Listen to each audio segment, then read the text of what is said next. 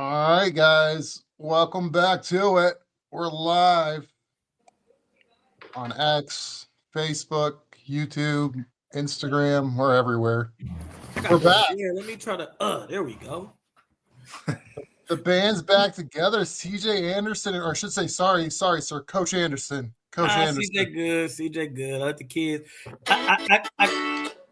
I keep my coach. Sorry. I keep my coach like the NFL, man.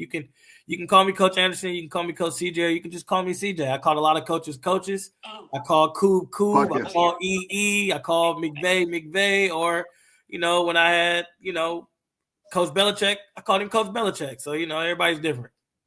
Hey, whatever works for you.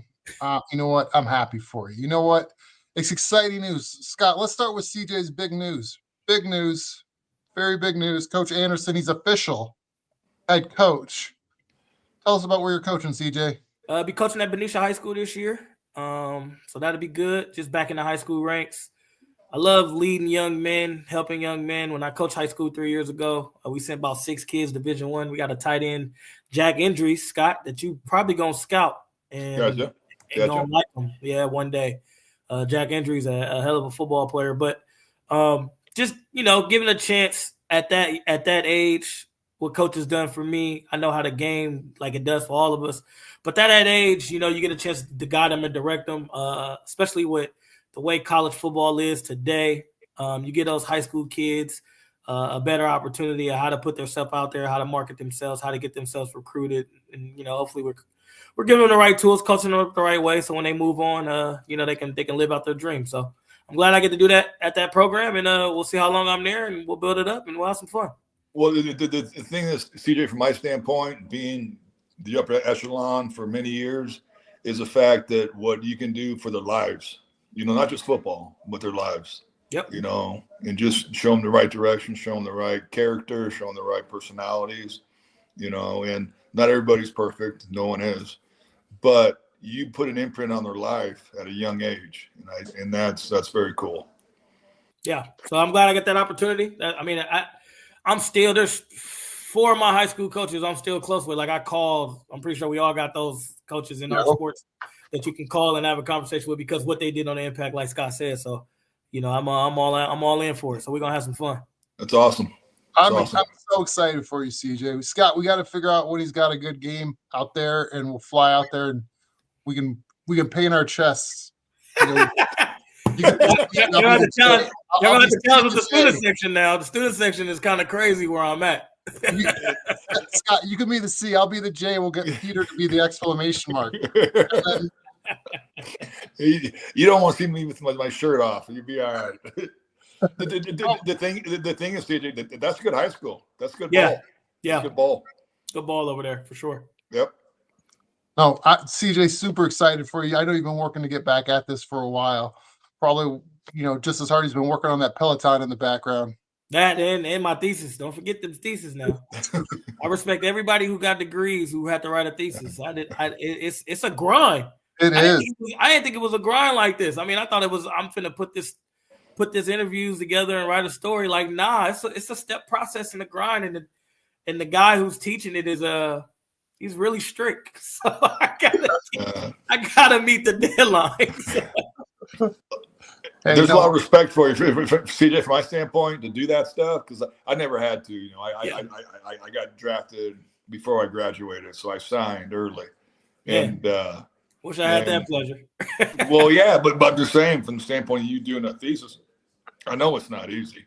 Yeah, nah, not at all. I didn't, like I said, when I was like, man, I got a thesis, and when you talk about it the semester, because you prep for it the semester before. So when I was in school in the spring, in the fall, before, I'm like, they talking about it. I'm like, man, I'm like, man, I'm doing what I'm doing. Like I'm talking about football and coaching. So my thesis project is coaches have an impact on athletes, right? And I'm using I had a bunch of NFL coaches, players, right, that I'm using, and I'm like, I'm using some of my coaches' personal experience. I'm like, this should be nothing. Like everybody I know, like I can talk to you two right now.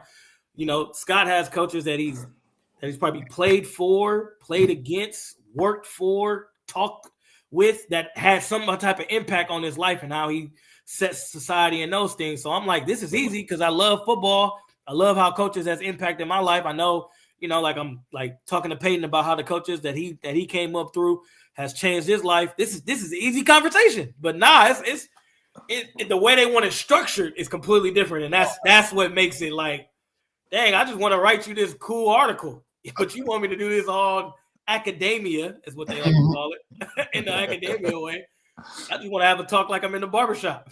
I hear you, brother. I hear you. Speaking of barbershop talk, what I'm interested in your guys' thoughts are some of the craziest trades you guys have seen over the years. Because I think, being an NBA fan, one of the craziest trades just happened this last week with Luka going from Dallas to LA for basically Anthony Davis. There's other parts, I get it. But that was the big part of the deal. CJ, outside of when you get your head out above the thesis, what do you think of that trade with Luka going to LA? It'd be interesting, right? Luka likes to be ball dominant. LeBron likes to be ball dominant. It'd be very interesting to see how they play together. Obviously, at 40 years old, I think LeBron had 35, 7, and 8 or something last night, like 33, 6. Like he was snapping last 2 games, he's been really on the tear. So he's still playing at a high level. Then you get, they also thought about their future. You trade a 25-year-old superstar. I'm pretty sure Scott's been around the league longer than me. The last like superstar type trade was, for me, that I can remember, was like Clinton Portis and Champ Bailey. Like Clinton Portis just led the league in rushing. And then Champ Bailey had a good year in Washington, and they just swapped. Like, I know Clinton Portis rushed like 1,600 yards that year, and next he was traded. So I know that's kind of like equivalent. Now, obviously, Anthony Davis is a little older, but that's kind of equivalent as like 2 young cats that were really balling at their positions, just switch. And the careers worked out for both of them. Yeah. Scott probably has some more, but that for me, that's kind of the equivalent of that trade in the NFL would be Clinton Portis and Champ Bailey. Yeah, Scott, what's one of the more surprising trades you've seen over the years? Well, the thing about it is, which is unique with the NFL, and CJ knows this, is that a lot of times, big time 25-year-olds, and they're your best player, they don't get traded at all, unless there's something going on, besides football. Yes, because you got to figure Luka, he's a top 5 player in the NBA. He left to the finals last year. At least the top 5, and I understand they talk about shape and stuff like that, and him not being conditioned and coming into camp in certain ways, whatever. The guy still balls, and from a GM standpoint, you need those guys to win games. That's how you keep your job. That's how you have success, and I'm with you, CJ, with him and LeBron, depending on how it goes, but I know from my standpoint, I made a couple trades, but the only reason I'd make a trade is I knew I was winning. I'd make it act like I wasn't winning, but, I did a running back my second year in San Fran that was the highest paid offensive player on our team. But I had just drafted Frank Gore the year before, and Frank's our guy. We knew it, by mid-season his rookie year.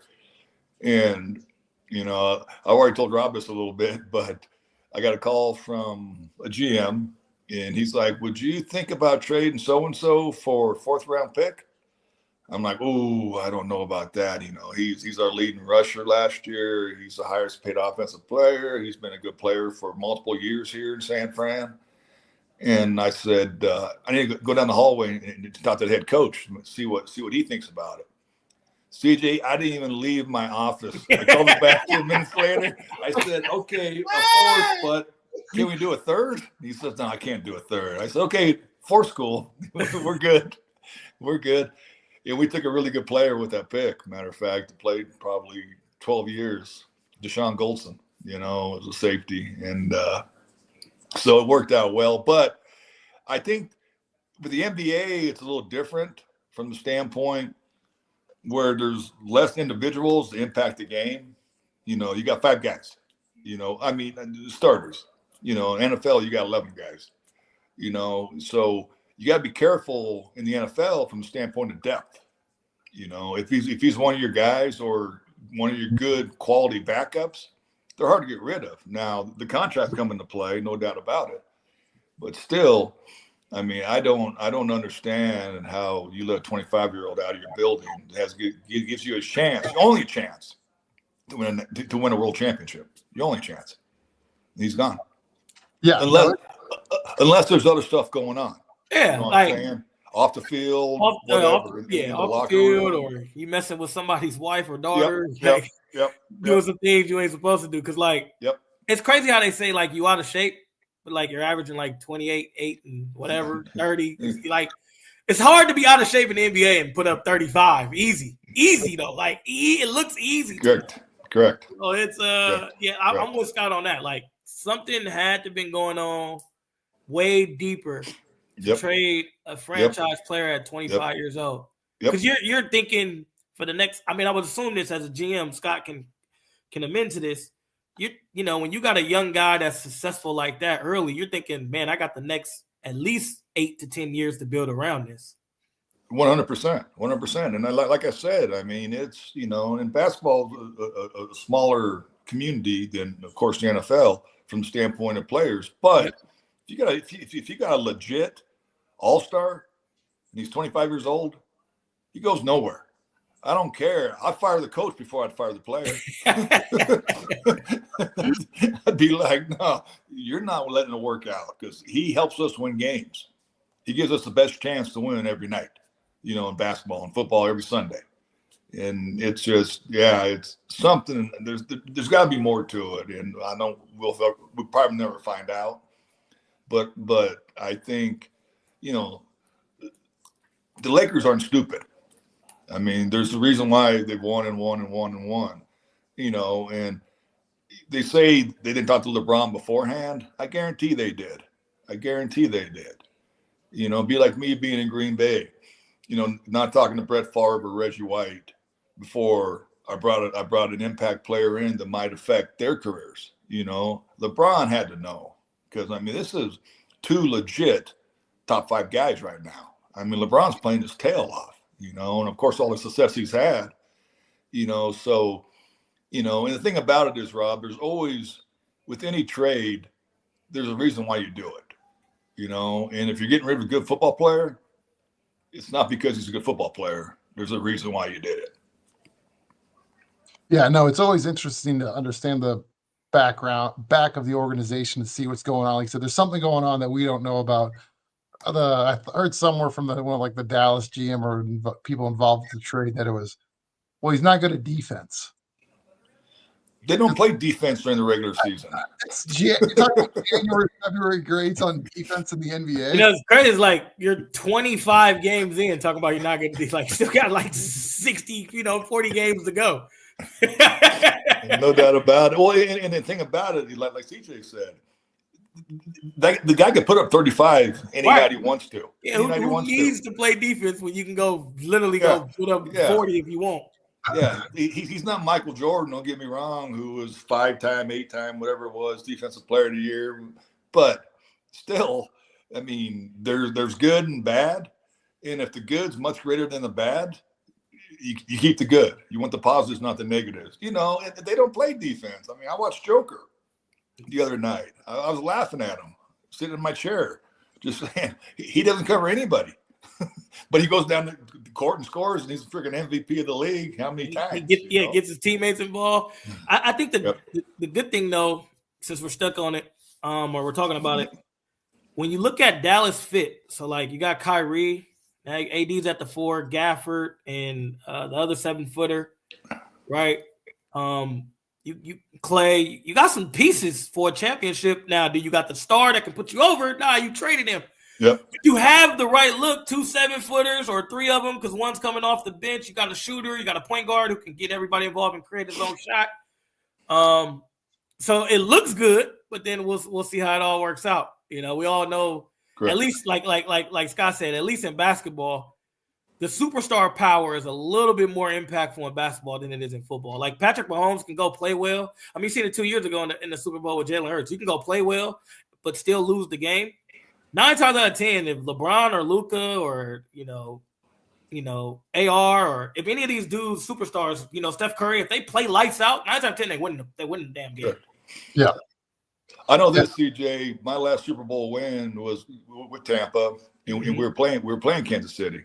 Yep. You know, and Mahomes is rolling. Don't Yep. get me wrong, he's rolling. Both tackles are down. The OTs both are down. You know, and we had a good defense. He was running for his life. You know, in basketball, you can have a star player get hurt, but if you got another one, he can take over and still win a game.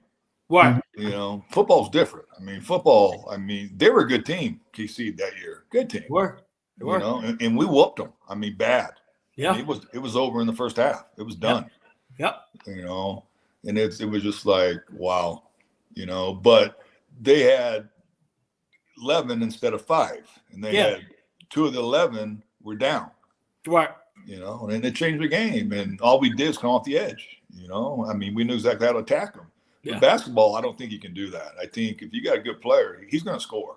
Yeah, I mean, we seen it. What 2016, Bron and them down 3-1, and Bron and Kyrie scores 40 for the rest of the series. And yep.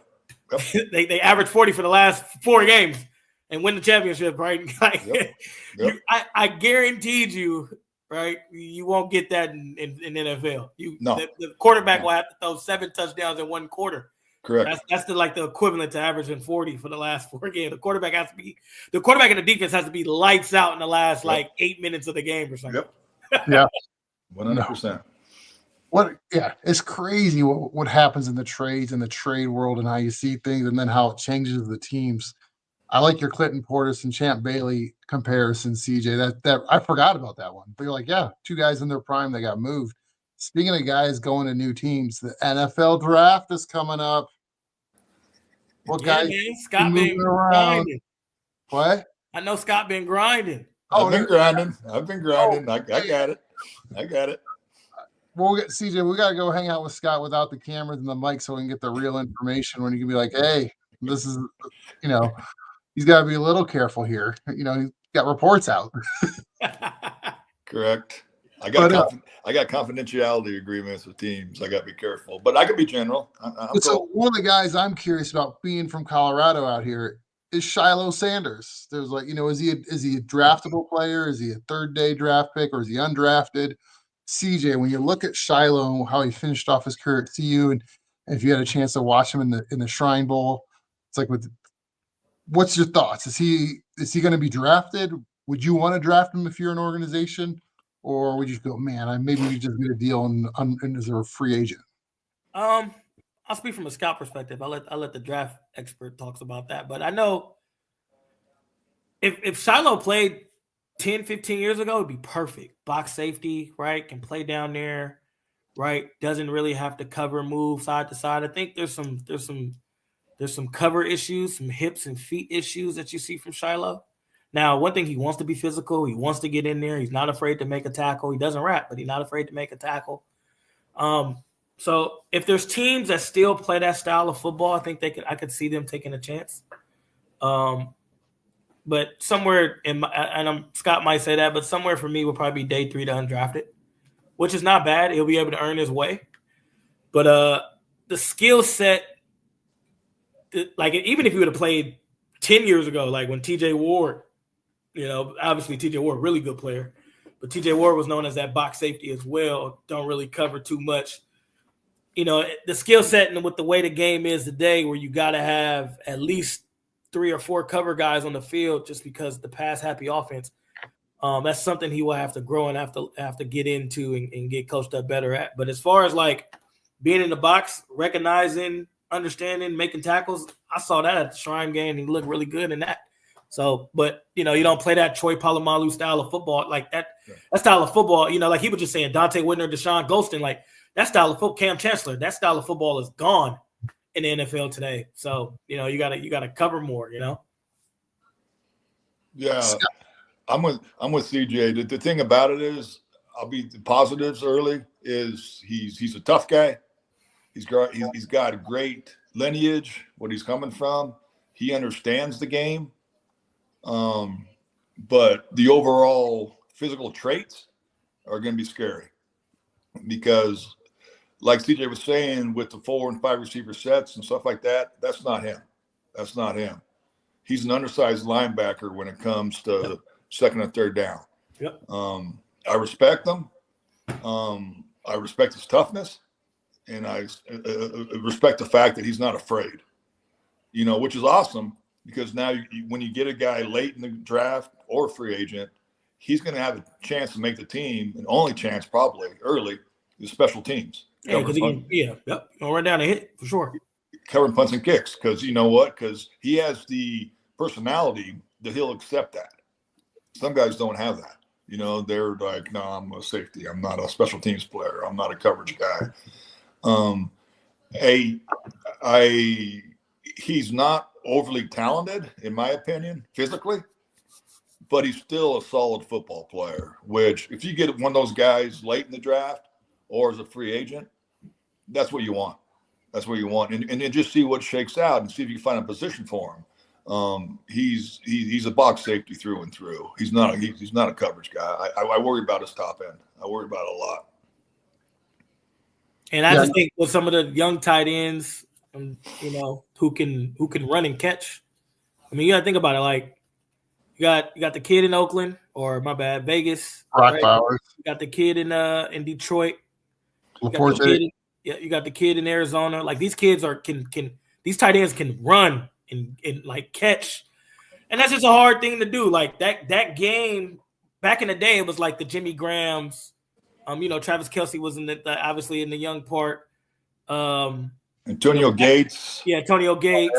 Right. But back in the day, it was like 4 or 5 of those guys. Now in the league, it's like 13, 14 of those guys, right? All of them are not, big time superstars or pro bowlers like Brock and McBride. But TJ Hawkinson, he can run and catch, right? Like there's some tight ends out there who can we're gonna see one this weekend. Dallas Goedert. Like there's some tight ends who can run and catch and play. I mean, Kansas City got to with Travis and the other cat, 84, right? So like there's a lot of those, and that's where it comes to like evaluating, and I'm pretty sure Prime been real with his son too, but that's where I evaluate him. I'm afraid of that because of the way the game is. Back in the day, all right, we can hide you. We don't have to, you don't have to do things with Jimmy Graham and do that. You can still play in the box. You can still be that undersized linebacker and play the run game, play on for a second down. But now these days, not the way the game's going today and how tight ends are being used today for sure. I mean, well, it's funny, CJ. You name all those names, which you're totally accurate on. Yeah. You don't even mention Kyle Pitts. Right. See, yeah, Kyle Pitts is another one. Wow. Isaiah Likely, he's a backup. Like I'm talking backups. Like now teams have 2 who can run and catch. Like not just Mark Andrews, like Isaiah Likely is another one, right? You got Kincaid and Schultz over there in Buffalo. Like correct. That's tough. That's tough. Like these are good football players. They're not not all pros and superstars, but these guys are matchup beaters. If coaches can find the matchup and get you beat, there are matchup beaters at the tight end position. 100%. One of the thing of the NFL draft is a Bronco fan here now, CJ, and a running back. What are the chances of Gentry following us to it at 20? Did you hear Sean Payton? Did you hear Sean Payton talk to what's that girl she used to be on Kay Adams. Did you hear that interview? No running back sound like it was coming from Sean Payton off that interview. They are so in love, and I'm not mad at it, but they are so in love with Bo, they're gonna build around Bo. I'm not saying Sean not gonna run the ball. Sean gonna be balanced. He gonna try to be balanced. But if Sean can go get some skill, it's gonna be where Bo can do this. That's what it sounds like to me. It's that time of the year where you're not being honest about if he's there, unless he's the best player on the board at the time, if he's there, I still don't think Sean takes him. Wow. But Scott knows better than me. I'm just going off who the coach is and what I'm the history behavioral pattern of who Sean Payton is. I totally agree, CJ. I like his game. I understand, where he played at and who he played against. I get that, and I understand the production and all that. It's awesome, But I'm with you. I don't think Sean pulls the trigger. I think there'll be better players on the board. Now they might trade back and see if they can get him. But honestly, this year in the draft, I did not give a first-round grade to any running back. Now I gave good grades, which was still day 2, but there's question marks. Now I don't know the guy personally. I don't know his background, red flags or whatever, or medical whatsoever. Like I said, I give him credit for the production he had and the fact that he lined up and made plays every week, and that's why he had the production he had. But I think there'll be better players that are harder to find position wise at that pick than a running back.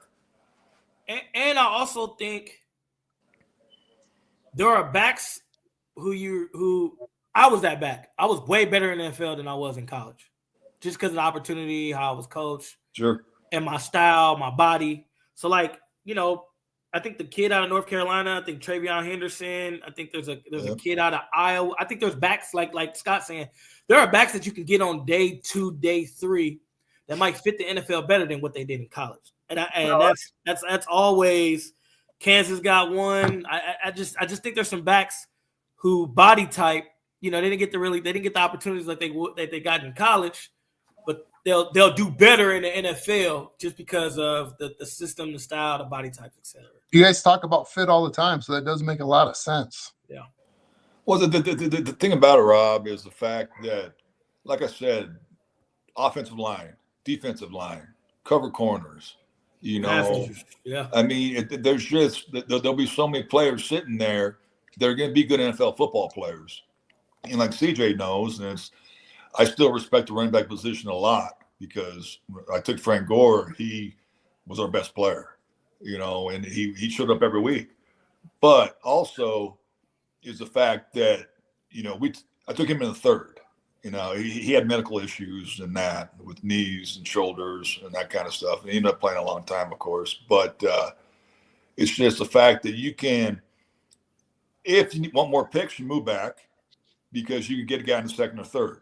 Yep. That if you think he's going to come in and have a chance to be a legit starter, maybe not year 1, but sometime in year 1. But the thing with the Broncos, Javonte, I wouldn't give up on him yet. I know he didn't have, since he blew his knee out, he hasn't been the same kind of back yet. But I'm not so sure he's not going to come back and be that back. I mean, he's got the size, he's got the power, he's got the toughness. Yeah. Good player. And the thing, with Sean, he had Kamara, of course, which they ran the ball well there in New Orleans. But also, who also was a 3rd-round pick. Don't act like Alvin. Alvin was also a 3rd-round pick as well. Yeah. But he to stop Denver, you're gonna have to stop the pass. I mean, because Bo showed this year what he has a chance to be, and hopefully he keeps progressing. Which I don't know why he wouldn't. And don't get me wrong, you need a running game. You have to have a running game.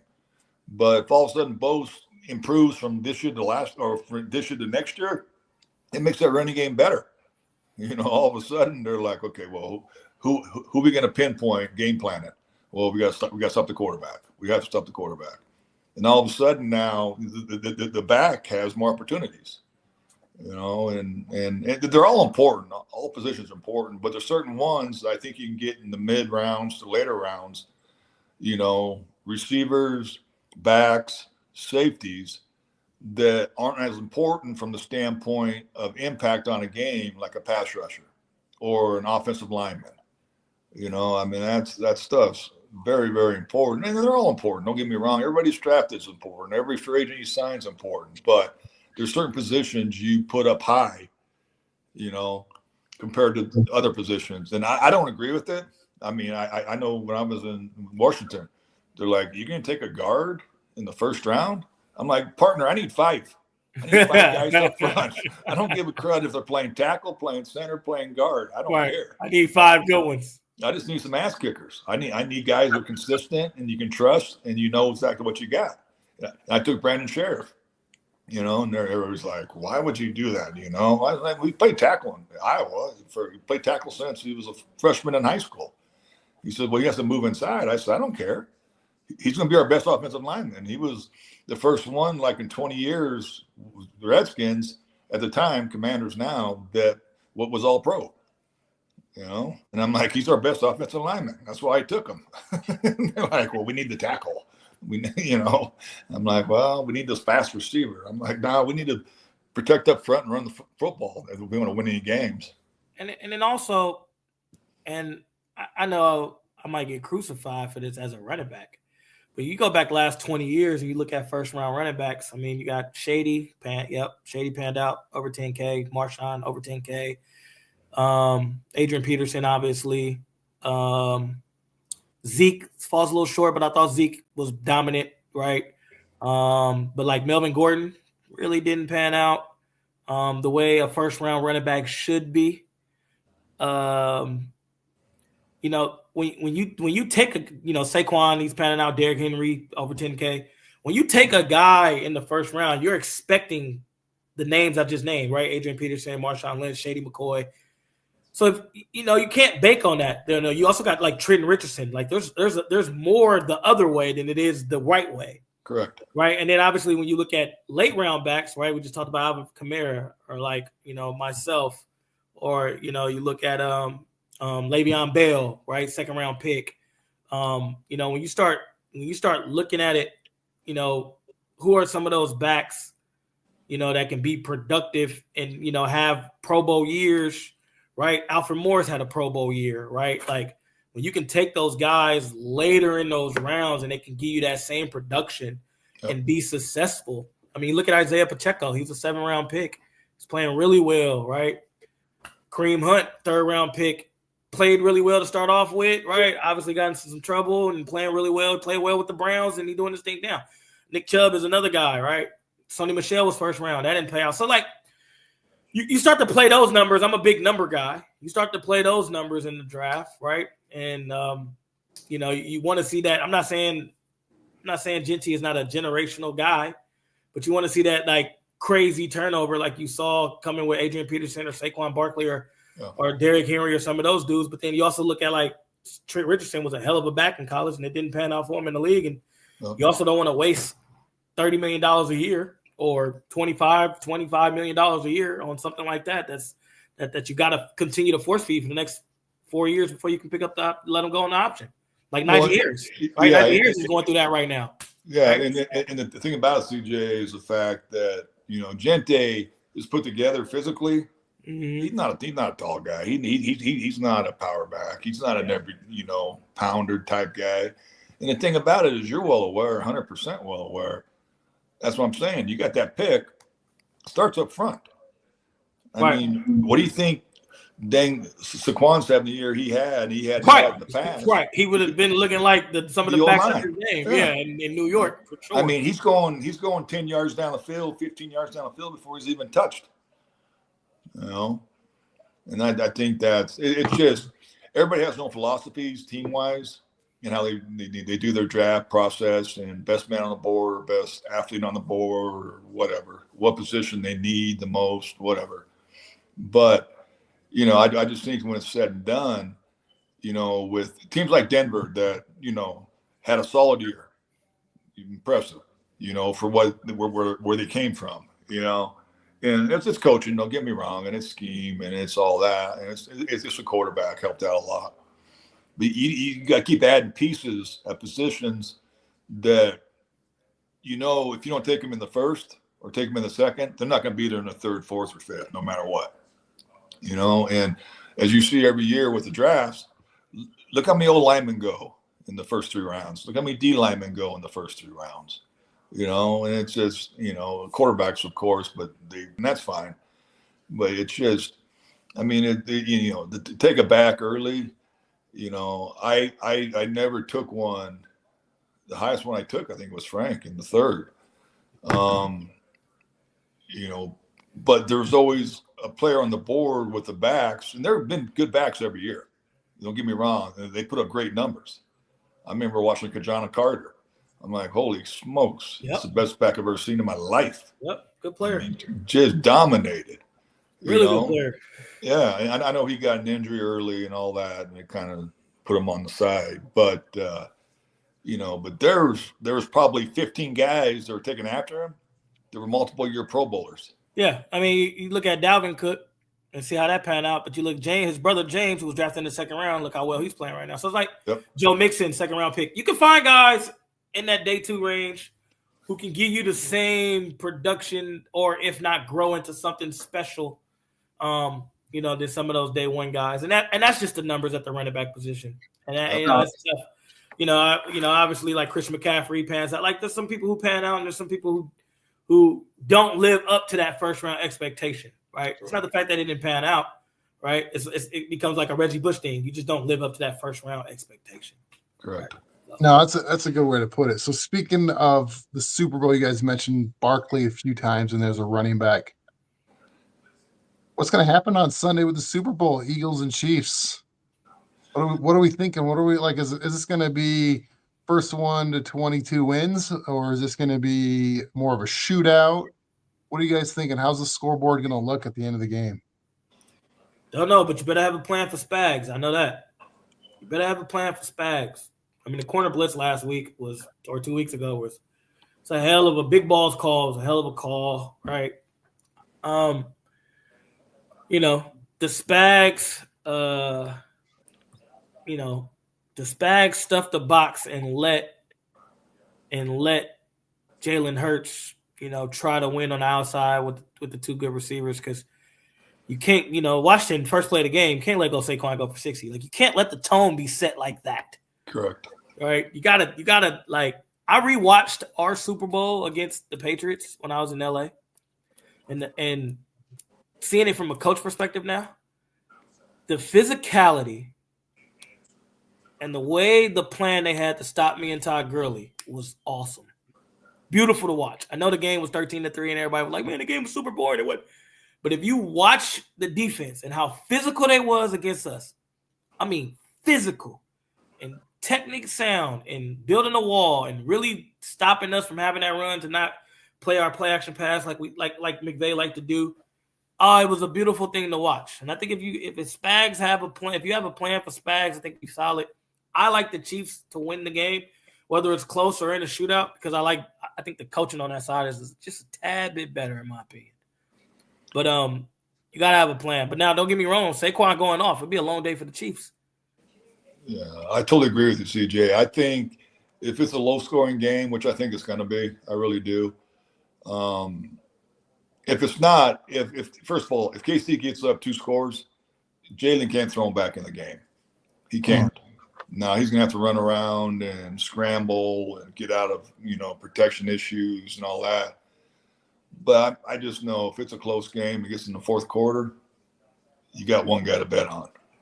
Plain and simple. It's Mahomes. Plain and simple. I mean, everybody can like him, not like him, whatever. He's proven it so many times that, and this year alone, how many one-score games did they win? 8, 9, whatever it was. Yeah, whatever. I mean, it was incredible. And they're comfortable. They've been there, done it. And it's nothing new to them. If it's a close game, they're like, that's fine. We look what we got. I remember when I was with Green Bay, we'd be down 14 points going in the fourth quarter. And we had Favre. And we were fine. No one panicked. We're going to win. We're going to win. It's the mindset that's so important. Now, if Saquon goes off for 150 and 3 and, Jalen's gets hot, then it's going to be tough for KC, because it's going to be, I think it's going to be a close game. I really do. But it depends. The O-line for Philly's excellent. The running back's excellent. The quarterback's solid, not special, but solid. And then it all depends if KC can stop the run, which I think they will. I think like Spags is going to put him what he has to do. And it'd be interesting to make sure Jalen's 100% with that knee still. Yep. Because a lot of people not talking about that. That's a good point, Scott. Yeah, he's going to have to survive with movement, because as you're well aware, CJ, Spags is going to bring it. That's coming. He's going to bring it early. It's coming. I mean, you got nothing to lose. He's coming. Yeah, like he calling it. I don't know what he called, but he's saying sending it. And I think another thing from a situational standpoint, now obviously this comes from my coach background and as a player, the Eagles all year has been an explosive football team. So when you rely on those explosive plays to score touchdowns, you don't get a chance to play in a lot of situations, a lot of third down, a lot of red zone, a lot of situations that can change games. So you might not know how to handle it. Like what Scott said earlier, like a lot of one-score games, a lot of close games, a lot of situational football with the Chiefs on top of explosive plays. Correct. So it'd be interesting if the Eagles can't create those explosive plays, how do they look in situational football? Right. And like that 8 or 9, 10, 12 play drive to go score. And that, I mean, but when you got a home run guy back there, you don't need to go 8 or 9, right? If he's taking it first play 60 yards, right? When you have those, it gets frustrating for an offense who is so explosive, right? And obviously, I played on some explosive ball. I mean, I think still one of our offenses is still one of the top offenses, right? Most points ever scored in the season. Maybe number 2 now. Maybe I think the Lions passers or something. But I know in 2013, when we ran into Scott and them, we were high-powered, explosive offense. Seahawks did a good job of limiting our explosives, and look what we do. We only put up 8 points. We can't score. We can't methodically drive down the field. We can't, right? We don't get a chance to play in a bunch of those situations because everything we're doing is an explosive play. Every pass Peyton's making is an explosive play. So. Yeah, no, it's interesting to think. Well, like seeing if Philly can just sustain a drive if they need to. Can they keep getting 4 or 5 yards? Or if the big play's taken away from them, what will they do? So it's an interesting thought there. Yeah. I'm really hoping I'm rooting for the Chiefs, guys. I'm allowed to do that in Bronco country. No. I was told on Twitter I can't root for the Chiefs. I'll lose my Bronco card. 100%. I was number 9 all-time rushing for the Broncos. I can't really lose my Bronco card, but I would like to see the 3-peat. I think that's pretty cool to see in sports. Sure. Yeah. However, I'm big on coaches. Like I like Big Red. Like the success that Andy Reid is having, is well deserved because that's where I'm at on it. People forget his time in Philly, but it ain't the fact that he went to 4 NFC championships in a row and then he lost the Super Bowl to the Patriots. Man, he lost his son in Philly. Like he's been through some stuff, and then like seeing his grind from Green Bay and learning from Holmgren, and I think it's awesome. I think that's awesome stories for coaches, right? Same with Bill Belichick when Bill Belichick was having his success coming through Cleveland and blah, blah, blah. I think those are success stories that don't get talked about much when you talk about those type of coaches really impacting players, and Big Red is that. And, seeing, like I said, you lose your son, you go through some dark times, you don't know what's going on, you go to Kansas City, people don't think you're going to turn it around. Not only do you turn it around, you're balling there. Like, I enjoyed that for Big Red and some of the staff that he has over there that has an opportunity to do something historic. So the thing is, CJ, too, I know him well. Yep. I worked with him in Green Bay. He's a better person than he is a coach, and he's a hell of a coach. I never forget Ron Wolf told me, because he interviewed him for the head job when Mike left. I didn't know that. I didn't know that. And he hired Mike Sherman. Yep. And he said in his entire career in the NFL, the worst mistake he ever made was not hiring Andy Reid as the head coach.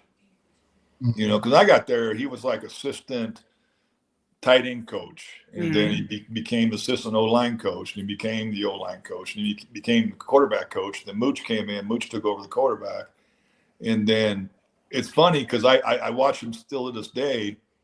And even his hand movements, the way he talks, the way his body moves, just like Mike Holmgren. It blows my mind. I mean, he just does stuff. I'm just like, wow, that's Holmgren through and through. But the thing that's cool about it is, I mean, he's a Hall of Famer. We all know that for sure. But I just want people to know that he's not only is he a damn good coach, he's a better person. And he went through a lot of stuff now. Both kids. Yeah, both kids. Yeah, not just the one that passed, like the other one. Just one of the Super Bowl that they lost to Tampa, right? They had an incident with his son. Yes. Prior to. Yes. And that's just you just look at that, right? You just look at that, and you got to respect. People don't, coaches are people too. You got to respect the adversity that some of these coaches and everybody go through, and how they still. Because as a head coach and the GM, I put them both at the top. Like, they're leading the organization. Like, Scott McCullough and Mike Nolan or Mike Singletary or Jim Harbaugh or, Scott McCullough and Snyder and Pete Carroll. Those two. Those two are always going to be talked about in the organization along with the players. It's going to be the players, the head coach, and the GM. So, like, when Scott and them go through things behind closed doors and that comes to light, but they're still leading and doing their job at a high level, you got to respect that. Absolutely. So speaking of coaches, CJ, what do you think? And I'm curious with Scott too. I talked to Scott about a little while back, but I haven't had a chance to ask you, CJ. Pete Carroll going to the Raiders. I text Scott and said, "Hey, if you need somebody, let me know." But I think it's. I talked to him. I think it's a good move. Pete, what's up, baby? Yeah, you driving with the sunroof open? I'm just driving. But I think it's a good move for the Raiders. Raiders needed some stability and some structure, someone who understands it and gets it for a very long time. They also need some talent too, and I think Pete will do that. He has some interesting hires. Chip Kelly's an interesting hire. You see how that goes. I love the Chip Kelly hire. Right, Chip Kelly's an interesting hire. We'll see how that goes. I think Chip learned a lot, though. I got a lot of respect for Chip. I know some other players feel other ways. I always had respect for Chip. He's hired. CJ, can I tell you my theory what's going to happen with the Raiders here this year? So I think they're going to aim for Sanders in the draft, but they're not going to get him for whatever reason. They're not going to be able to get him. Move up. They're going to draft Howard in like the 5th round, the quarterback out of Ohio State that he just had. He's not lasting until the 5th, but we'll go earlier than that. Wherever Howard's going to land, they'll get him 2nd, 3rd, wherever he lands, right? And then he'll crush it with the Raiders under Chip Kelly and Pete Carroll there. It's going to be that kind of like that found like that Russell Wilson guy in the 3rd round. You kind of get like, oh, we'll see if we'll let him compete for the job, and then they're going to be like, oh, I think he earned the job. I'm with CJ 100% from the standpoint what Pete brings to the facility, and I think Mark Davis needs is stability. Yep. Just structure, discipline. This is what it's all about, and I've known Pete a long time, and I've worked with him a long time, and I know he's older, but he's not. His soul's younger. And his energy is crazy. Well, and the way he cares about players, CJ. Yeah. The way, he's not worried. I mean, he's got his coaches. That's cool, but the players are his family. And he does nothing but respect them. Good, bad, or indifferent. On the field, off the field, doesn't matter. And I think that's something that the Raiders need right now is just a firm hand. But where players respect what he's done in his career and understand what he says, they're going to listen to. It's not another young guy, not meaning it's not bad, but he's been there, done it, and proved it. Yeah, and I think when growing up in the Bay, even when you look at Oakland, like nothing against Arshell, nothing against Hugh, nothing against Josh McDaniels, nothing, you know what I'm saying, Jack Del Rio. When you bring in a guy in like Pete, everybody's like, oh my goodness. Hey, for clarification, Pete, we're talking about Pete Carroll, not Peter Schaefer's not going to Vegas to work with the our knowledge. He might. Like we're just like, hey. But yeah, when you bring in a guy in like PC, when you bring in a guy like Pete Carroll, right? It's like the play, like you said, the players go, whoa, we better get our act together, right? Yep. And I think that's, who would have ever thought that the AFC West has some of the 4 best coaches in one division? Like Sean is really good, Jim Harbaugh is really good. We know what Big Red is doing, and then now you get Pete Carroll. Like this, all of a sudden, this division becomes very interesting. Yes. No, absolutely. Peter Schaefer, welcome in. What are your thoughts on Pete Carroll going to the Raiders? Pete Carroll's instant energy. You're gonna need a lot of bubble gum. He does work the bubble gum. The only question always with Pete is, can he get a staff? The years that he's had a quarterback and a great staff for the years he won, you're at a football year. Can you really get that staff together fast? Because most of his guys dispersed. That's going to be the interesting thing. They got Chip Kelly. You bring back Graham as the DC. That helps. They hired think it was Georgia Tech O-line coach. But they had a good O-line coach coming out of college that's going over there too. They had a really good O-line. Yeah, you could say all you want, but I think if you looked at Seattle last year, you bring a guy out of college. When they brought Grubb in to be the OC, that didn't work. No, I thought they brought back Tom Cable, the Raiders. Nah, it wasn't Tom. I saw somebody else. No, they're bringing. I thought they brought in the guy used to be the Dolphins head coach. I can look it up right now. Nick Saban. I thought Cable's coming back. He wants to, but I don't think they can bring him back. Cable would be awesome. Oh, I love TC, boy. Well, Cable he had him in Seattle when I was there. Cable remember, he still got Marvin Lewis over there too. No, Marvin's gone. Oh, Marvin's out of there. Yeah. I could have swore I saw something that said Tom Cable's going to be the O-line coach. They interviewed him. Oh, okay. Maybe that's what it's the old guy from the Dolphins, the head coach. He was in Green Bay. CJ will get it. Not Joe Philippine, not him. No. Yeah, Philbin.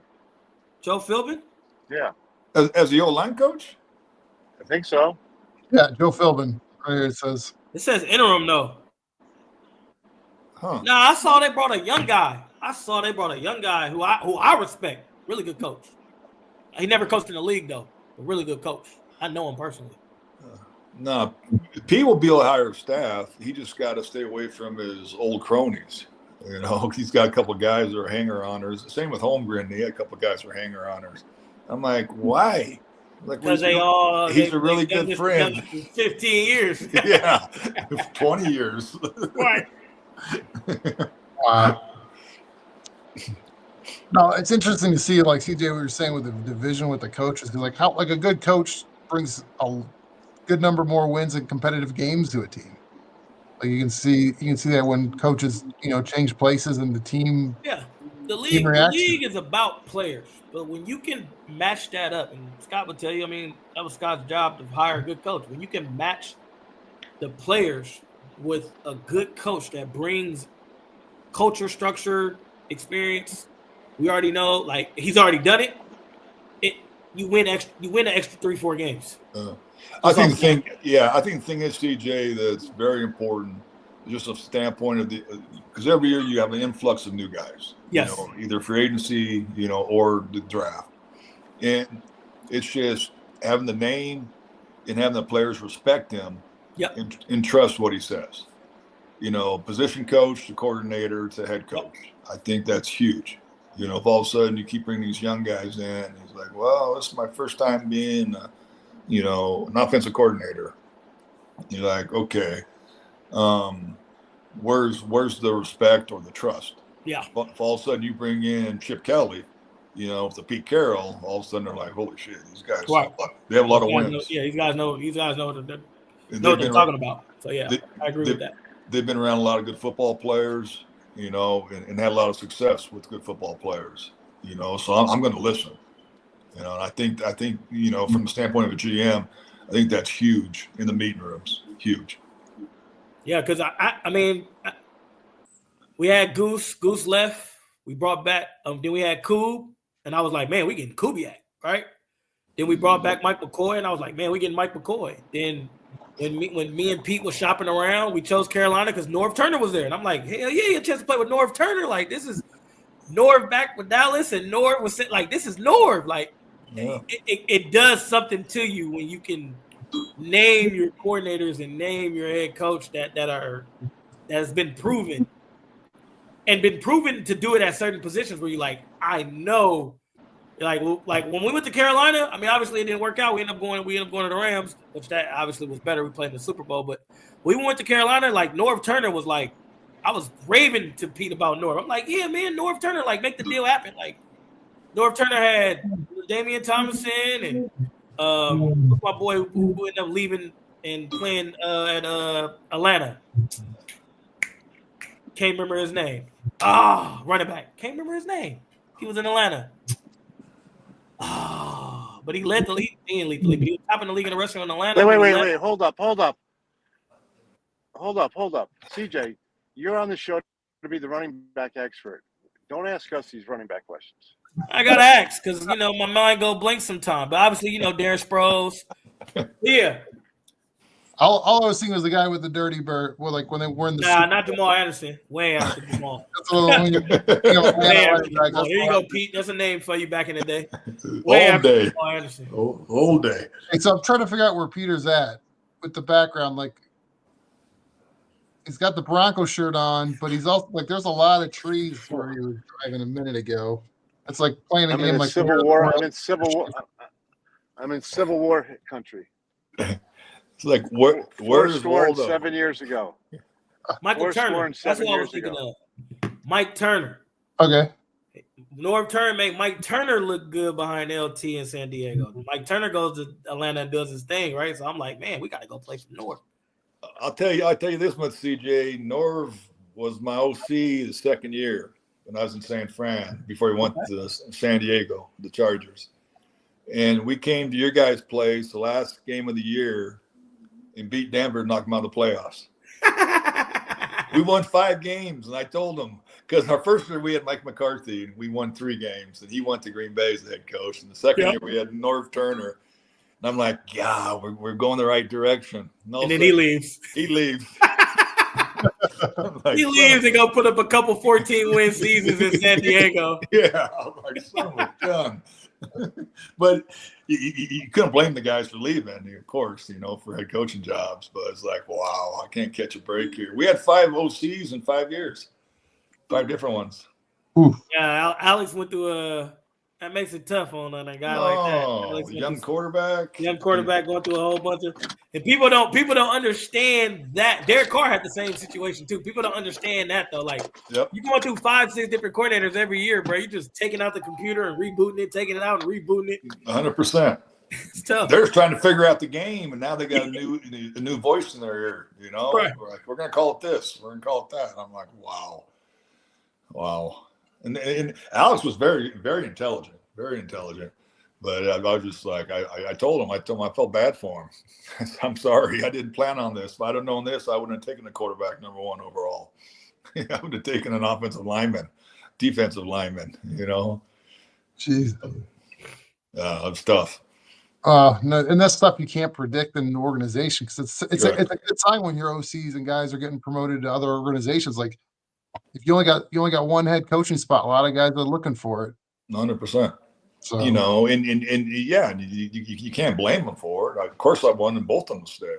But they had to do what they had to do. For themselves and their family and financially and all that stuff. Hey, Scott, as we wrap this up, what's your PR on the Peloton bike? You know what? I've never been on one. What? You gotta get one. No, you ain't got the NFL player benefits. They get the benefits. They get like $800-900 off if you buy one from the NFL. You know what I have, CJ? I have a Woodway treadmill. You know what the Woodways are, right? Woodways is dope. I can't find me a good. Woodway nowhere. Woodways are the best treadmills on the planet, man. 100%. I know this ain't no little ad for Woodway, but Woodway, y'all doing a good job. Whatever y'all do different than the other treadmills, y'all doing a good job. Woodways should be a sponsor for us because I love Woodways. It's legit. I love Woodways. I know this. I was watching Larry Allen work out on it, and I'm like, that son of a gun's 350. And he's beating the crud out of it, and that thing keeps going and going. I'm like, I'm buying one, and it cost me a good chunk of change, maybe $7,000, something like that. Jeez. And but yeah, no, I've had it for I guess 8 years now, 7-8 years, and it's good. And I have a bad knee, so it helps out quite a bit. It helps out a bit. That's why the Woodways are great. They take all that pressure off. With the tread track and what they do with it. Yep. I don't know why every treadmill don't try to. You can't copy them now, but they should have did that a long time ago. So whoever thought of the Woodways, they all through the facilities. I love Woodways. Everywhere in the NFL. Yeah, everywhere in the NFL. I love Woodways. Yep. So Peter, what are you doing in the South anyway? Where are you on assignment for? What are you on assignment for, Peter? He ain't gonna say nothing. He's like we can't hear him. He's like I'm just out here for the site. What jacket is that, Pete? Weather, travel's always fun. What jacket is that, Pete? They gave the players new jackets with their numbers on them? Oh, he's gone. They didn't give me that jacket when I was in Denver. Nah, he's shutting us down. He's being converted. Yeah. He's underground right now. I know what he's doing. Super Bowl. What you guys think? Any final thoughts here coming up? Super Bowl weekend. CJ, you played it in a number of times. Yeah. The Friday before, like when do the nerves really start kicking in for the Super Bowl? So my first Super Bowl, I didn't really play until the last 4 minutes of the game, led the team in rushing. Woo! I always hold on to that, right? We got whooped 43-8, but I led the team in rushing, right? So I always say that part. We got smashed though. But the week let us know. So Super Bowl 1, I think we were excited to be there. Super Bowl 2, we knew Thursday. That we were going to beat Carolina. Patrick Smythe came in and said Carolina was complaining about like all the media and all the things they had to do. And we remember we did that 2 years ago. We was complaining like, man, our practice schedules are different. Because what they don't tell you about the Super Bowl is whoever's the home team that year who picks the jersey, they get to pick the jerseys where they want to wear white or so. I don't know. The AFC, they switch off every year. AFC, NFC, whoever the home team. So whoever's the home team that year picks the practice schedule. So they can pick their practice schedule to look the same, right? Like we did everything. I'm asking Scott because we did everything in the afternoon. I'm assuming y'all did everything in the morning that year? Yes. Yeah, so I'm assuming they were the home team, even though they wore white. But we did everything in the afternoon, which is completely different than you do it all year. Practice. So we did all our media in the morning. So we had to be up in the morning for media. And then we practice and walkthroughs and film all that in the afternoon going into the late night, where usually in the regular season, you do all that in the morning and you're done. So we knew Thursday that we were going to beat Carolina. And then when we were in Atlanta, my Super Bowl with the Rams, I felt pretty confident. I thought we was fine, but the vibe was a little different, but it was the same. The schedule changed. And when you got a bunch of players who don't have that Super Bowl experience or long, deep off playoff experience, when you're scheduled, like we are routine creatures. You got to think from April when OTAs, when they got you in the building from 8 to noon, all the way to February, everything you do is from 8 in the morning to 2. 8 in the morning to 2. And then all of a sudden, for these next 2 weeks, you're doing everything from 2 to 7 p.m. You're like, whoa, what the hell is this? So it does change. So, whoever, I'm not saying whoever gets the morning Super Bowls win, because obviously. Oh, I'm changing my bets now, CJ. Who knows who the home team this year? Who knows who got to pick the jerseys? But the nerves really don't kick. The nerves kick in like when you're doing pregame and doing all that. But like once that ball's kicking you in those lines, it's all good. The festivities is when you see the nerves. There's way more people on the sideline during pregame warm up than it's ever been. You're like, damn, why is all these people down here? Like, back up, I'm trying to catch the ball, right? So, but outside of that, the nerves go away pretty quick. But during the week, if your preparation stays the same, you shouldn't have too many nerves during the week. I know the first Super Bowl, it changed for us because we were like, why are we practicing in the afternoon?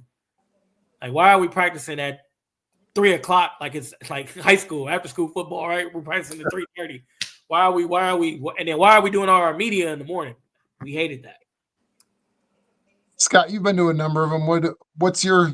What you're done to your role is kind of what's done is done here going into the weekend. Correct. Things you're looking at, and it's just you just cross your fingers during the week of practice. With CJ can tell you, it's not really intense. You just pray everybody stays healthy. Yep. And you just and there.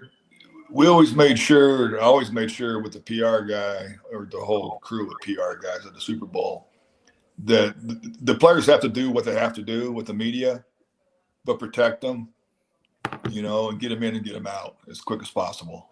Let them concentrate on it was. And then you'd see so many family members in the lobby and hanging around and, you can't stop that. I get it. I mean, it's a big deal, huge deal. But yeah, from the standpoint of any transactions, anything like that, nothing. Now if we got somebody nicked during practice or hammy or something, then you might have some work to do, from the practice squad standpoint or whatever, but you're not dealing with other teams or anything. Yeah. Yeah. I got to imagine someone in your position where you have a lot of control in what you do. But then, like, really the last, 4 or 5 days, week, whatever, the control is now very limited for what you can do. Now it's like, the die is cast. It is what it is. And from the standpoint with me, from the standpoint, nerves and stuff, no. Anxiety, absolutely not, because you're there for a reason, and of course I'm not playing, the players are playing. I don't have any outcome on the game whatsoever. My job's been done, draft, free agency, during the season, transactions, so it's just like, go get them, boys. Now I wouldn't hang around them a lot because I knew they had a lot of stuff going on. So I try to keep out of their way.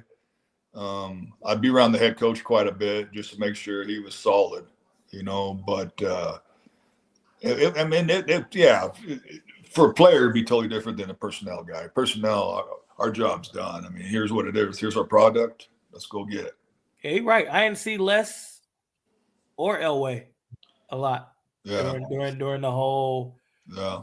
Even the one, because the one we won, Super Bowl 50, we practiced at Stanford. So that's Elway's home, but we didn't even see him around at all. Yeah. During our whole week at Stanford. Yeah. Well, saw him on Friday. We saw him like today and tomorrow around Kubiak, around the head coach, like Scott was saying. But during the whole, even when I was in LA, during the whole process, we didn't see the GMs at all. Yeah. Well, it's your guys' week. You know what I'm saying? Yeah. I mean, and some GMs want to take credit for everything and be out there publicly and talking, but no, it's about the players and coaches. It's your gig. I'm sitting in a freaking press box or a suite. Right. Eating shrimp cocktail at halftime. Getting a good halftime show. Who you got this weekend? You talking to me? Yeah, who you got this weekend? I've got the Philadelphia Eagles. Wow. I mean, wow. Wow. That's what I mean. Wow. Wait. So I will defend both of your rights to say what's on your mind to death, even if I disagree with you. But I say something you disagree with. You got the Eagles. I'm just saying, wow. I would have thought you were going with the Chiefs. You look more like a guy who likes to go with the Chiefs. What? Well, wait. So what you're saying is all Chief fans are handsome, good-looking, and debonair? Is that? I guess. I mean, if that's what you want to plug it. I'm telling you, Peter, you've been traveling too much. That the high altitude and the planes get you to you. What's the spread? 1.5 last I saw. No. It's changed. They're both -1. First time ever. What? Yeah, -1, both of them. Wow, that changed because I know the Chiefs were underdogs at first, but now -1 is crazy. Yeah. First time, that has to be the first time at least in my lifetime in sports. Well, they were saying this morning on TV in the Super Bowl, it's the first time ever that it's, because usually the home team gets a 3-point -3, and it was -1.5 for the Chiefs. Up until yesterday, at least. Yeah, it was -1.5 yesterday. So everybody's betting Eagles. Like Peter put money on the Eagles. I don't bet. What are you talking about? Well, people now you're okay. People are, because the line's changing for a reason. Well, I'm just saying. There's a guy in Kansas City. His name's Patrick Mahomes. Do you know him by any chance? I heard he's pretty good at the football game. He's got a chance. He's got a chance. Yeah, he's got a chance. Okay. Sticks with it. He could be good. So the kid is. Yeah, he's got a chance. Patrick Mahomes is awesome, dog. Right, but what? It's a team game. I'm gonna tell you right now, that defensive line for Philly, they're running all cylinders.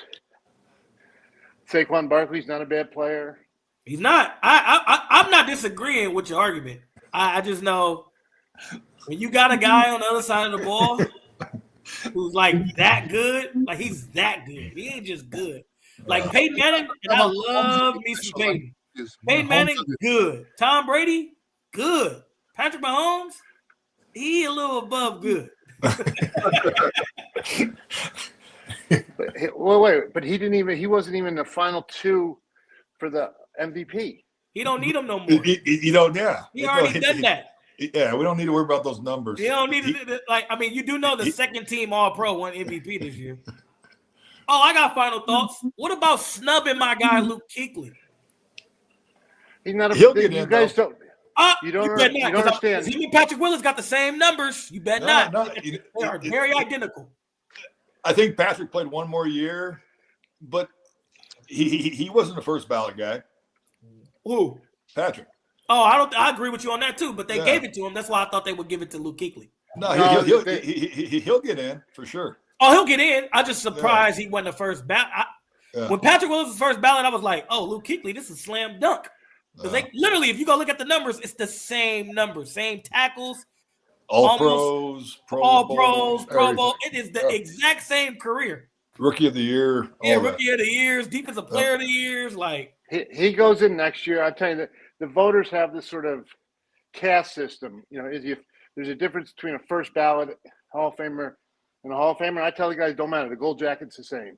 That's true. Now I got another one for you because I had to look this up last night. So 139 sacks, defensive player of the year in 2011, two-time Super Bowl champ.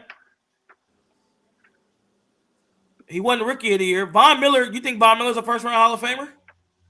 Nope. No. Okay, then Terrell Suggs, then he didn't get snubbed. Because Terrell Suggs' numbers are better than Bond's outside the Super Bowl MVP. Terrell Suggs didn't get in. I thought Bond would definitely. I think Bond's a first-round Hall of Famer, but hey, maybe I'm wrong. What about this? What about Surtain being Defensive Player of the Year? He's a good player, man. I know he is. But was he Defensive Player of the Year this year? No. Probably not. But he's a damn good player, though. No, he is. No doubt. Me and Peter were on him early. We had him figured out way back in college. But remember, second team, the voters who vote for MVP and All-Pro, second team All-Pro won MVP. I got nothing against Josh Allen. I'm just telling you that's how I wear it. Keep in mind, Patrick Surtain was the second corner drafted his year. Correct. Who was first? Can't remember. No. I asked the question, CJ. Patrick Surtain was the second corner drafted that year. What year? Got to give me the year on the draft. Then I can probably tell you. It would have been 2021. 2020 or 21. Stingley. Nope. It was a 2021 draft. 2021 draft. He was the 9th overall pick. Yep. Carolina took who before him? Oh, they took J.C. Horn? Yep. Yeah. No way. J.C. Horn went before Patrick Surtain. I would have never in my life guessed that. Yeah. Oh, yeah. How about that is pretty shocking. Right, Scott's son wasn't there yet. That was the problem. Scott's son would have never done that. Scott would have called his son and said, "You can't come home if you do that." Don't worry. I'm telling you, me and Peter are on him early. So here's my first and last ballot Hall of Fame story. All right, so it was, I think, 05, whenever Barry and John went in together. All right, so it was down in Houston, Super Bowl. Mm-hmm. So the Super Bowl people call me up and say, could you get Barry to the convention center at noon? Because we're going to have the Hall of Fame announcement. It wasn't like it is now, a TV show. Yeah. I'm like, sure. So I bring Barry down. We're sitting there in this sort of green room. There's coffee, donuts. John comes in with Pat Bowlen and Mike Shanahan. So now there are 5 of us in the room. The president of the Hall of Fame comes in. What was his name? Baker. Baker, yeah. And says, hey, just want to wish the 2 of you luck looking at John and Barry. He walks out of the room. I'm like, if you 2 are the only one here and there are 15 semifinalists, I don't think you 2 need luck. It's the other 13 poor SOBs that need luck, right? Right. So sure enough, Barry and John go in, and they come in and tell us that they have to do a little press conference in a half hour. So that's year Carl Eller goes in also. Oh, wow. Do you know who Carl Eller is, CJ? I know the position. I don't know. I never seen him play. Carl Eller was one of the Purple People Eaters. Okay. He was a bad man. He wore number 81 as a defensive end. That's how defensive good end. I know he played D end. I never seen him play though. Yeah. Right. So this was his last year of eligibility. So 19 years in a row, he got passed over. All right. So it's a long time. Right. So we're about 5 minutes before Barry and John are supposed to go give their press conference, and Eller walks in the room, hat on backwards, and he is 10 sheets to the wind. All right. He's coming in. I mean, he's on everything. And they're like, so who wants to speak first? He goes, I'll speak first. Wait, no, dude, calm down. And so I go, what's up? He goes, well, I figured 19 years in a row I didn't get elected to the Hall of Fame, so I figured I'd just wake up and start drinking today.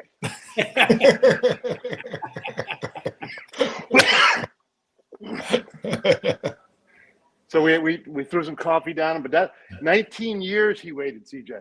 Wow. It's a long time, man. Wow. It was 2004, yeah. 2004, right? And a guy named, I think, Smith, Brown was the other one. Offensive tackle, yeah. I'll never forget that. Figured 19 years in a row I didn't make it in, so I figured I'd just get up and start drinking.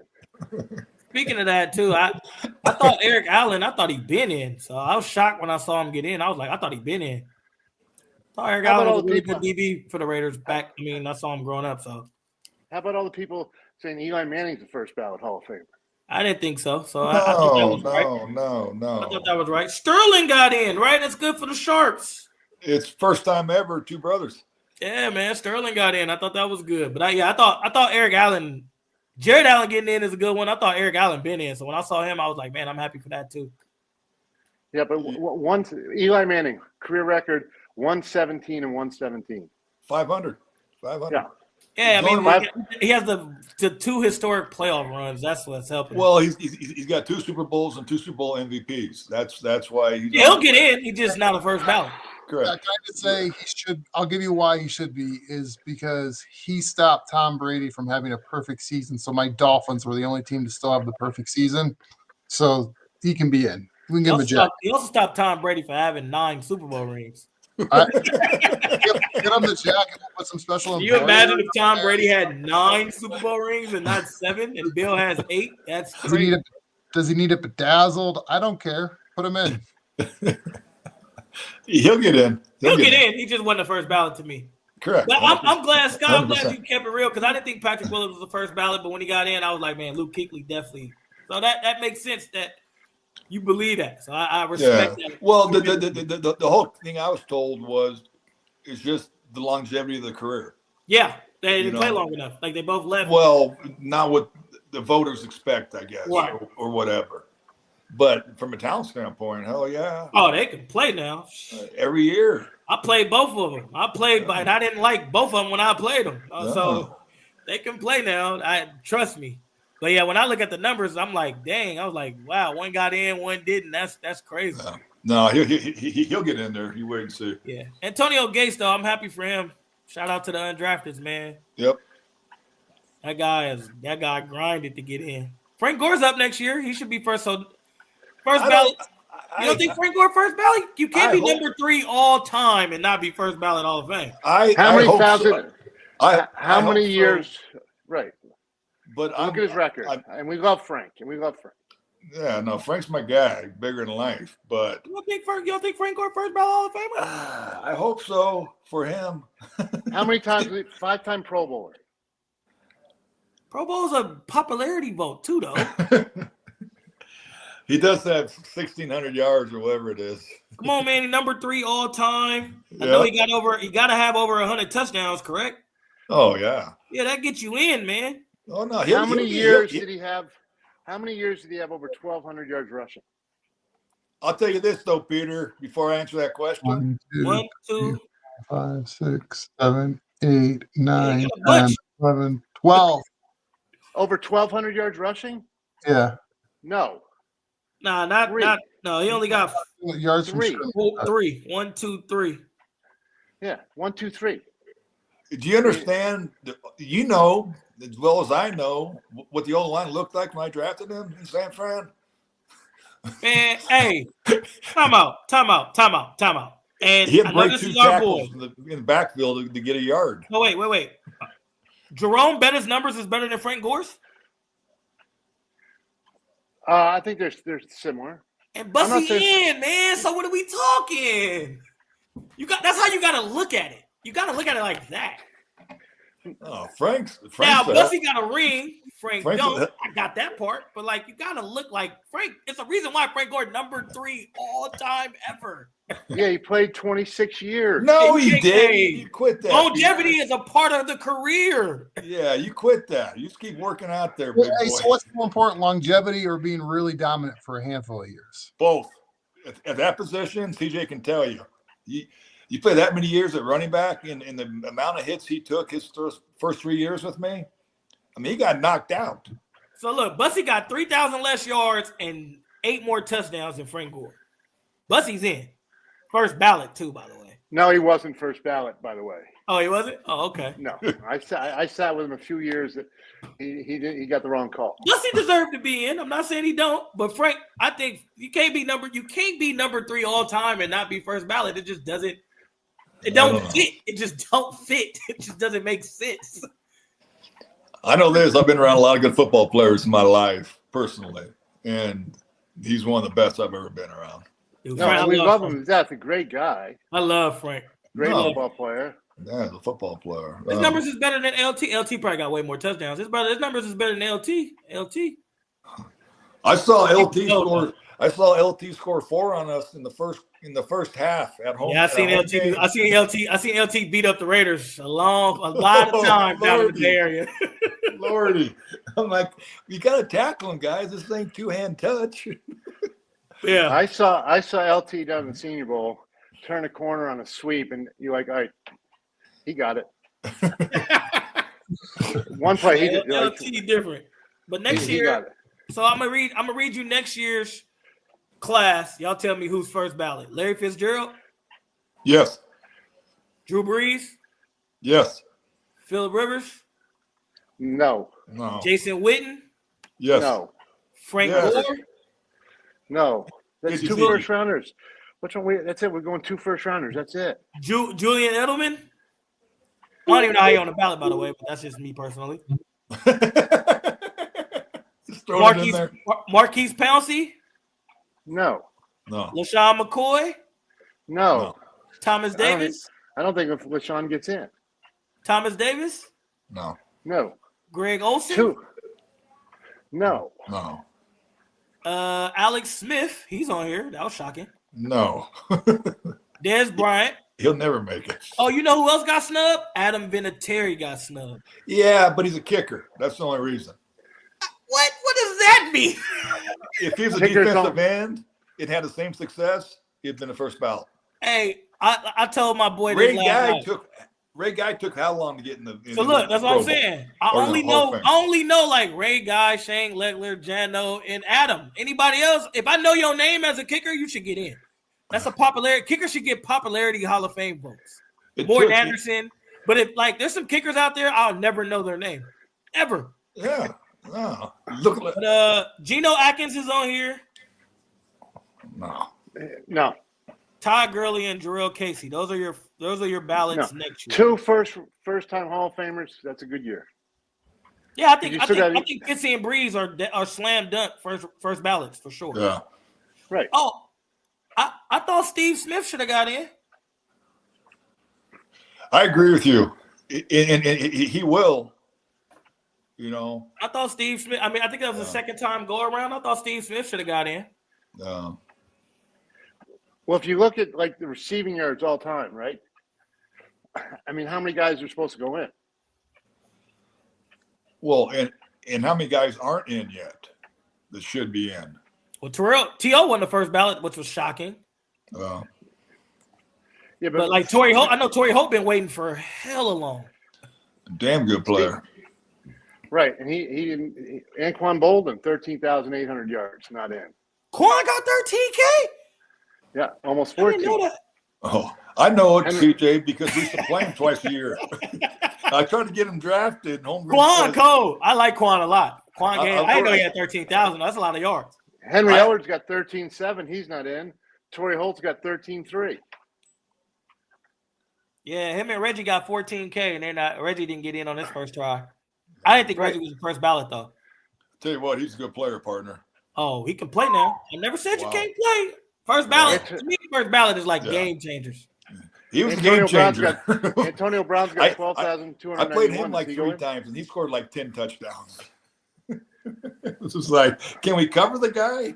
Can we cloud him? Can we double him? Do something? If LaShawn McCoy gets in, then I'm fighting for Freddie T. LaShawn McCoy's not getting in. I know. I'm just saying if he ever got in, I'm fighting for Fred Taylor. I don't blame you. Their numbers are like super identical outside of LaShawn McCoy having 2 Super Bowl champions being a participant and actually not playing the game. So Fred Taylor's got 11,695 yards. All right. I think you got to get 12. That's what's holding him back. Steven Jackson, 11-4. He's not in. Yeah. He's a good player. LaShawn McCoy's 11-1. Warwick Dunn's 10-9. Not in. Ricky Waters, 10-6. Not in. Not sniffing. Jamal Lewis, 10-6 in a 2,000-yard season. Not in. Derrick Henry going to get in, though. He's at 11-4 now. He needs another year. He has 106 touchdowns. Yeah, it's only so many 100 touchdown guys who ever played football. He has 100. I would love to have 106 touchdowns at the highest level of football, dude. That's a lot of scoring. only Emmett, Jerry. It ain't too many 100-yard touchdown guys. Correct. Correct. Right, but yeah, well, I mean, he gets in if he wants to go first at 90, I think 98 or 90. Barry stopped at like 98, 99. Like, Barry, just go score one more touchdown. Like, what are you doing? Retiring. Emmett had 164. Indiana had 145.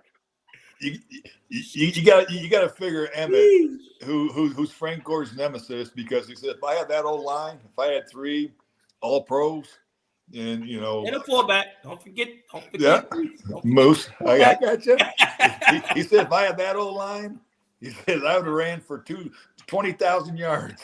He says because our old line was bad early, really bad. Marcus Allen had 123. Adrian Peterson, who goes in 26, 120. He's in. He's first ballot. Facts.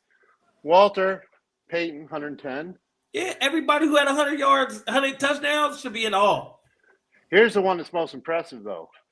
Jim Brown had 106 in 10 years of playing 12 games. Correct. That's impressive. Correct. No, that's impressive. 12 games, you got 106 touchdowns? Yeah. Over a 10-year career? That's dominating the game. Yeah, and he went out with what's her name? Who's the CJ won't know. He's too young.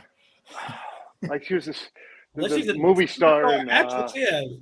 In the 60s. The hottest movie star in the 60s. Marilyn Monroe?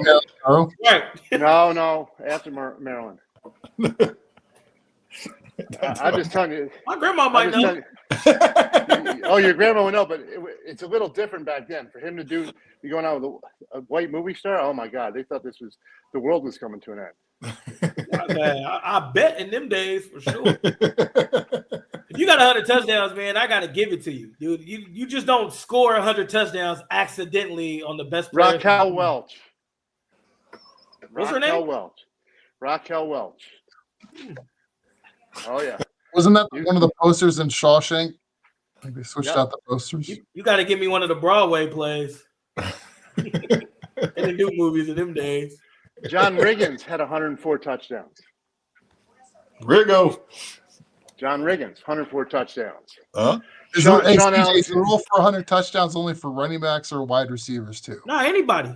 Even not a quarterback. Quarterback don't count. It does for some of them. Quarterback don't count. There's a lot of quarterbacks who scoring over. Quarterback going to get like that 400 range, 350 range for me. But any skill position, you score 100 touchdowns, slam dunk. You should be slam dunk in. Sean Alexander had 100. No way. Oh yeah. Yeah. Really? The one year I was with him in Seattle, Yeah, 30, yeah, 30 or 26. 28. He was 28, MVP. something like that. Yeah, he was snapping. Yeah, he was MVP. snapping. MVP. The new running back coach at the University of Colorado had 100. Marshall had 100? What's that? That don't shock me. That don't shock me. Did Marshall had 100? Yeah, that don't shock me. Marshall was cold now. He was a good Barry player. had 99. Yeah, that's Jerome why I had- said the boy should have retired after he scored his first touchdown. See, game one, and he can retire right after the game. He's the only one that ain't having 100 touchdowns, which is crazy to me because he one of the best running backs ever. Jerome and Franco tied at 91. Eric Dickerson, 90. Curtis Martin, 90.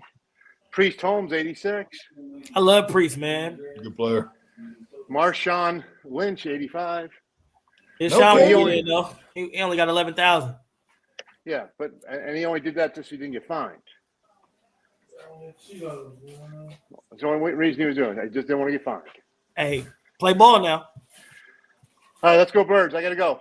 I Hey, do too. hey, great talking to you guys. Jeez. Hey, look, Yes, Scott's wearing Eagle Green. Look at it. I got KC as well. Let's Yeah. go Birds. Rob, I'm gonna call you and we're gonna set something up. I'll call you and Later. I'll probably call you sometime Later. next week.